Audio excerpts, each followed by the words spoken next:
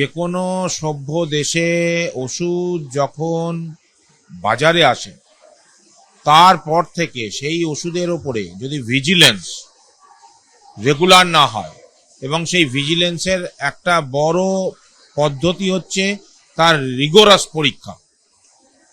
Rigorous পরীক্ষা শুধু তার কনস্টিটিউয়েন্ট দিয়ে পরীক্ষা না, এটাও পরীক্ষা কোন স্টোরেজে থাকছে, সেই স্টোরেজটার কোয়ালিটি কি, যে জায়গায় থাকছে তার হিউমিডিটি কতটা, কত দিনের।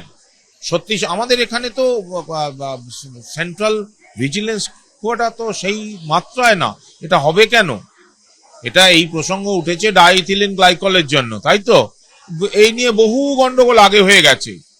So I welcome all these activities and expecting more activities to ensure the quality of medicine to save us.